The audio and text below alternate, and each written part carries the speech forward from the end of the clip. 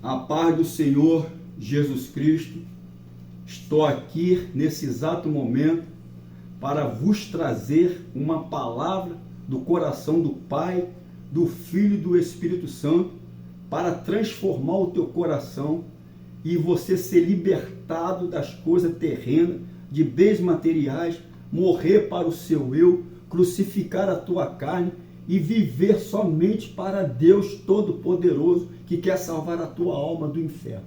Então você precisa abrir a tua boca, confessar Jesus como seu Senhor e seu Salvador e receber Ele em teu coração, que imediatamente Ele vai dar ordem aos anjos e vão acampar ao teu redor, e todo levante que o inferno faz contra a tua vida, você vai receber vitória e você vai receber livramento, porque a tua luta não pertence mais a você, pertence ao Senhor Jesus Cristo, que você recebeu Ele em teu coração.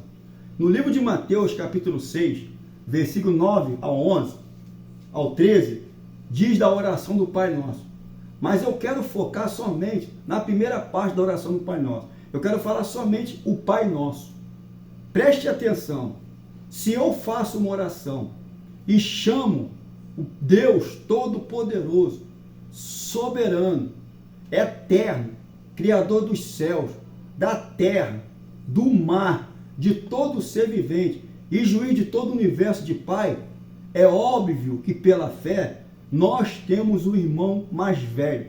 E esse irmão mais velho é Jesus Cristo, o autor e consumador da nossa fé, que está lá nos céus advogando a sua, a minha e a causa de toda a humanidade.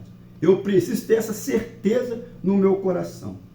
Eu chamar Deus de Pai Nosso é um compromisso, não apenas uma oração. Se não reconhecemos o próximo como irmão, nossa adoração perde o sentido. A verdadeira comunhão com o Pai exige que o amor e o perdão e a reconciliação governe nosso relacionamento diário com as pessoas ao nosso redor. Ou seja, viver a palavra de Deus, eu preciso aprender a perdoar, me relacionar com as pessoas que vivem ao meu redor, me relacionar com os meus irmãos, minhas irmãs, me relacionar com as pessoas lá fora no mundo. Eu preciso aprender a amar essas pessoas da maneira que elas são e da maneira que eu sou, elas têm que me amar. Porque Jesus já nos perdoou lá na cruz. Ele morreu na cruz para nos salvar. E se nós abrirmos a boca para falar que somos filhos de Deus em teu Filho Jesus Cristo, por meio do Espírito Santo, nós temos que nos envolver e viver a verdade de Deus na prática diária. Porque a Bíblia não pode ser uma palavra que o vento leva. A vida, nós temos que edificar a nossa casa na palavra de Deus para que o inimigo não possa prevalecer contra as nossas vidas. 1 João 1, versos 9 a 11 diz assim: aquele que diz que está na luz e odeia seu irmão, até agora está nas trevas. Aquele que ama seu irmão permanece na luz, e nele não há nenhum tropeço. Mas aquele que odeia seu irmão está nas trevas, e anda nas trevas, não sabe para onde vai, porque as trevas lhe cegaram os olhos. O alvo de Satanás é nos cegar o nosso entendimento, para nos afastar do nosso Criador e nosso Salvador Jesus Cristo. Porque aquele que permanece na luz, que é a palavra de Deus, ele permanece no Pai, no Filho e no Espírito Santo, e isso agrada o coração da Trindade Santa. Mas aquele que anda nas trevas e vive nas trevas, na prática das trevas, ele também anda nas trevas. E se ele odeia teu irmão, ele odeia o teu próximo, não tem amor, infelizmente você não está servindo o Deus de amor. Porque Deus é amor. Deus é amor, que ele enviou o teu Filho unigênito para que todo que nele crê não pereça, mas tenha as vida eterna. Se você abrir a boca e com teu coração crer e confessar Jesus Cristo como seu Senhor, você vai deixar de viver buscando as coisas deste mundo e vai viver para Deus. Porque somente o Espírito Santo tem poder de nos libertar do cativeiro de Satanás. E a mesma libertação que ele fez na minha vida, eu desejo que essa libertação, em nome do Pai, do Filho e do Espírito Santo, também alcance a tua vida. Não deixe que o diabo, o Satanás, a antiga serpente, assim como enganou Adão e Eva lá no Jardim do Éden, engane a sua vida. Não deixe se levar pela aparência, porque aqui nessa terra tudo vai passar. Só a palavra de Deus que vai permanecer para sempre. Quando os discípulos pediram a Jesus para ensiná-los a orar, ele não ensinou uma oração individual, Pai meu, mas coletiva, Pai nosso. Lhe faço uma pergunta: como podemos orar em conjunto se no dia a dia guardamos mágoas, divisões e indiferença em relação ao nosso próximo? Não tem como eu chamar Deus de Pai se eu não tenho intimidade, relacionamento com o meu próximo, com os meus irmãos. Eu não posso levar uma vida de crente falsa aqui nessa terra. Eu tenho que amar o meu irmão como ele é, o irmão tem que me amar como sou, porque Jesus, ele nos ama, ele morreu por nós e se for preciso ele morre de novo, porque ele é amor. Toda a Bíblia é amor. Então nós não podemos fazer indiferença, não podemos ser indiferentes com o nosso próximo e com nossos irmãos. Quando você dá na paz do Senhor, de verdade, a paz do Senhor o irmão recebe. Mas quando sabe que você dá uma paz falsa, Deus sabe, meu irmão, está sendo tudo registrado. E tudo isso nós vamos prestar conta. Então eu preciso amar o meu irmão em espírito e em verdade, para que realmente eu possa estar fazendo a vontade do Pai. Está escrito em João 4, 1 João 4, versículo 20. Se alguém diz eu amo a Deus e aborrece seu irmão, é mentiroso. Pois quem ama seu irmão, a qual viu, como pode amar a Deus a quem não viu?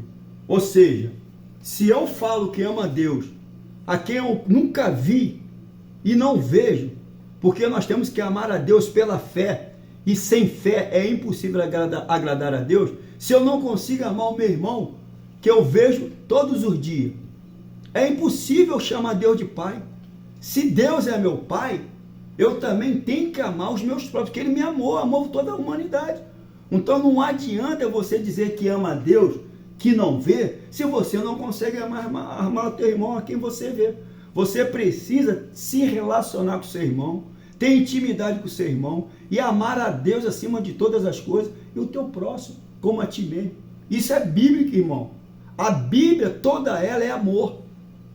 Toda ela é amor, é compaixão, é misericórdia, é perdão. E nós temos que praticar. Ou seja, no livro de 1 João 4, 20, o apóstolo João é categórico. É impossível amar a Deus a quem não vemos, se não amamos a nosso irmão a quem vemos todos os dias. A falta de amor fraterno torna a nossa oração e a nossa religiosidade uma mentira. E quem é o pai da mentira? Satanás, o diabo e a antiga serpente. Se você vive na prática da mentira, você é filho do capeta. Você precisa ser liberto do cativeiro de Satanás.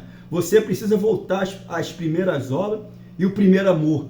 Então você precisa ser liberto definitivamente do império das trevas e vir o mais rápido possível para a luz. Porque lâmpada para os meus pés e luz para os meus caminhos é a palavra de Deus. E é nela que eu tenho que firmar a minha vida. Assim eu vou estar vivendo uma vida de verdade na presença do meu Pai, que é todo poderoso. Deus não aceita adoração vazia de quem cultiva o ódio ou a indiferença no coração. Se você tem ódio, se você tem indiferença no coração, você está fazendo a vontade das trevas e não a vontade da luz. Você foi criado à imagem e semelhança de Deus para fazer a vontade de Deus. João 4, 23 diz assim: porém a hora vem, e agora é, que os verdadeiros adoradores adorarão o Pai em espírito e em verdade, porque o Pai procura tais que assim adorem. Se tem os verdadeiros, é porque também tem os falsos. A palavra de Deus, ela nos confronta, nos exorta, nos disciplina e nos ensina no caminho a qual devemos andar. Chamar Deus de Pai é o convite para deixar de ser um órfão espiritual e assumir a identidade de filho amado. Se você é um órfão espiritual, você se sente rejeitado pela sua família, por muitas igrejas, pelo teu patrão, pelo teu chefe, pelos teus amigos, lembra-te você que você tem um Pai Celestial. Você tem um irmão mais velho que está lá no céu advogando a sua causa. E você tem o Espírito Santo de Deus para te conduzir no caminho da santificação em toda a verdade. Basta somente você confessar Jesus em teu coração e crer em teu coração que Jesus Cristo é o seu Senhor. Aí você vai passar a ter um Pai Celestial que vai guerrear a guerra por você e com certeza vai te dar vitória. Assim como um filho confia no amor e na proteção do seu pai terreno, a oração do Pai Nosso nos lembra de confiar no Pai Celestial independente das circunstâncias.